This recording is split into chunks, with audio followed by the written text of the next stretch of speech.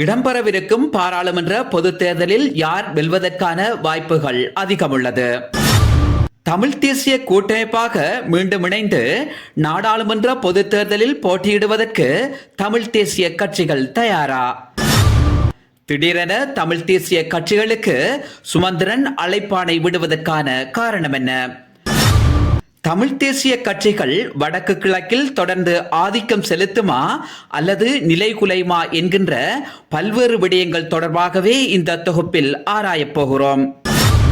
இலங்கை அரசியலை பொறுத்தவரை சிங்கள ஆளும் வர்க்கத்தினர் யார் ஆட்சி அமைத்தாலும் தமிழ் மக்களுக்கு எதையும் அள்ளித்தரவு மாட்டார்கள், கிள்ளித்தரவு மாட்டார்கள்.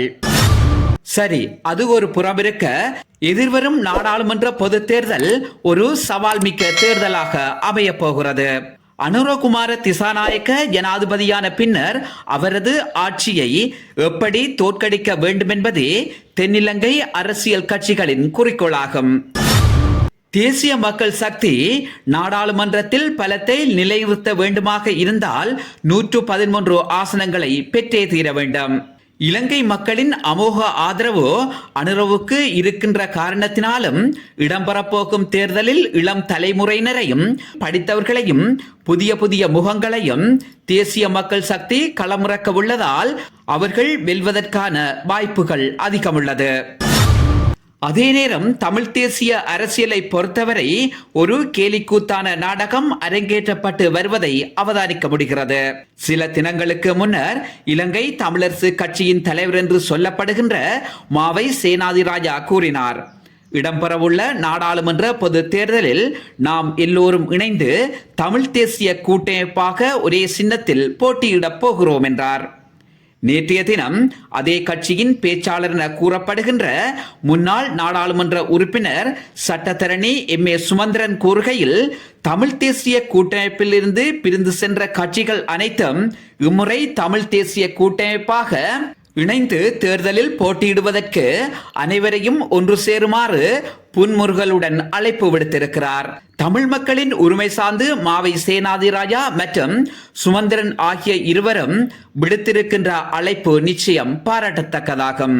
ஆனால் கூட்டமைப்பை பிரித்தவர்களும் பிரிக்க வேண்டுமென தீவிரமாக செயற்பட்டவர்களும் மீண்டும் தமிழ் தேசிய கூட்டமைப்பாக இணைவதற்கு பங்காளி கட்சிகளுக்கு அழைப்பு விடுவதற்கு இவர்கள் இருவருக்கும் என்ன தகுதி இருக்கிறது? தமிழ் மக்களின் அரசியல் சக்தியாக திகழ வேண்டும் என்பதற்காகவே விடுதலை புலிகளின் தலைமையினால் தமிழ் தேசிய கூட்டமைப்பு உருவாக்கப்பட்டது. அந்த கூட்டை உடைத்து சின்னாபின்னமாக்கியவர் தான் எம்.ஏ. சுமந்திரன். சுமந்திரனுக்கு துணை போனவர்களும் சுமந்திரனுக்கு வக்காலத்து வாங்கியவர்களும் சுமந்திரனை எதிர்க்க தகுதியற்றவர்களும் இப்போது ஏனைய கட்சிகளுக்கு அழைப்பு விடுவதற்கு வெட்கமில்லையா? 2023 ஆண்டு பிப்ரவரி மாதமளவில் மட்டக்களப்பில் முன்னாள் நாடாளுமன்ற உறுப்பினர் ராசமாணிக்கம் சாணக்கியன் அவர்களின் வீட்டில் வைத்து தமிழ் தேசிய கூட்டமைப்பை பிரிப்பதற்கான தீர்மானத்தை சுமந்திரன் எடுத்தபோது அந்த தீர்மானத்தை கடுமையாக எதிர்த்தவர் ஜனாதிபதி சட்டத்தரணி கே.வி. தவராசா அவர்கள். அப்போதே சட்டத்தரணி கே.வி. தவராசா அவர்கள் கூறினார், தமிழ் மக்களின் பலமாக இருக்கின்ற இந்த கூட்டை உடைப்பதென்பது பாரிய பின்விளைவுகளை ஏற்படுத்தும் என்பதோடு விடுதலை புலிகளின் தலைவரினால் உருவாக்கப்பட்ட இந்த அமைப்பை உடைப்பதற்கு எவருக்கும் அனுமதி இல்லை என்று கூறிய போதும் அதனையும் பொருட்படுத்தாது கூட்டமைப்பை பிரிப்பதற்கான தீர்மானத்திற்கு முன்வழிந்தவர் முன்னாள் நாடாளுமன்ற உறுப்பினர் ராசமாணிக்கம் சாணக்கியன். அதற்கு வழிமொழிந்தவர் இப்போது அனைவரும் ஒரு குடையின் கீழ் அணி சேருமாறு அறைகூவல் விடும் தமிழ் பொது வேட்பாளராக களமிறங்கிய அரியநேந்திரன் அவர்கள். கூட்டு ஒற்றுமையை சிதைத்தவர்கள் இப்போது பசுந்தோல் போர்த்திய புலி போன்று தம்மை சித்தரிப்பதில் என்ன அர்த்தம் இருக்கிறது? இம்முறை இடம்பெறவுள்ள நாடாளுமன்ற பொது தேர்தலில் தமிழ் மக்கள் இந்த போலி முகம் தரித்தவர்களுக்கு தகுந்த பாடம் கற்பிக்கப் போகின்றனர். போலி தேசியம் பேசுபவர்கள் மற்றும் வயது முதிர்ந்த நிலையிலும் அரசியல் ஆசை கொண்டவர்களை வீட்டுக்கு அனுப்பி வைத்துவிட்டு இளம் தலைமுறையினருக்கு சந்தர்ப்பத்தை வழங்க உள்ளனர்.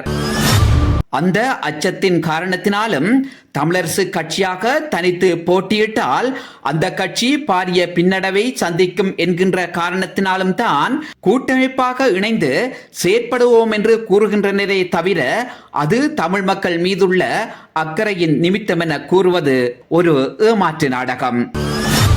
மாவை சேனாதிராஜா என்பவர் இலங்கை தமிழரசு கட்சியின் தலைமை பொறுப்பிற்கு தகுதியற்றவர். இலங்கை தமிழரசு கட்சியின் பிளவுக்கு மாவை சேனாதிராஜா அவர்களுக்கு முக்கிய பங்குண்டு. தலைவர் என்பதை மறந்து சிறுபிள்ளைத்தனமாக பேசுபவரை ஒரு கட்சியின் தலைவர் என்றோ அல்லது ஒரு மாவட்டத்தை பிரதிநிதித்துவப்படுத்துபவர் என்றோ கூற முடியாது. காரணம், அவரது அண்மைக்கால செயற்பாடுகளும் அவர் ஊடகங்களுக்கு வழங்கிய செவ்விகளும் மாவை சேனாதிராஜா அவர்களின் பலவீனத்தை புடம் போட்டு காட்டியிருக்கிறது. தமிழ் மக்கள் மத்தியில் தம்மை தமிழ் தேசியவாதி என அடையாளப்படுத்திக் கொள்ளும் முன்னாள் நாடாளுமன்ற உறுப்பினர் சிவஞானம் ஸ்ரீதரன், சார்ல்ஸ் நிர்மலநாதன், சரவணபவன் போன்றோர் தமிழ் தேசிய கூட்டமைப்பை பிரிப்பதற்கான தீர்மானத்தை எடுத்தபோது வாய்மூடி மௌனிகளாக இருந்துவிட்டு இப்போது தேசியம் பேசுவதில் என்ன அர்த்தம் இருக்கிறது? முன்னாள் நாடாளுமன்ற உறுப்பினர் சிவமோகன் மாறி தவளை போல் திடீரென ஊடகங்கள் முன்னிலையில் நாடாளுமன்ற பொது தேர்தலில் அனைத்து கட்சிகளும் ஒற்றுமையாக செயற்பட வேண்டுமென கூறியிருப்பது மக்கள் மீதுள்ள அக்கறையல்ல. இம்முறை இடம்பெறப்போகும் தேர்தலில் தான் வெல்ல வேண்டுமென எடுத்திருக்கின்ற ஒரு பெருமுயற்சியாகும். ஆனால் சிவமோகன் அவர்கள் நாடாளுமன்ற பொது தேர்தலில் போட்டியிட்டாலும் அவர் வெல்வதற்கான வாய்ப்பில்லை. மிகுதியை எமது அடுத்த தொகுப்பில் நாளை எதிர்பாருங்கள்.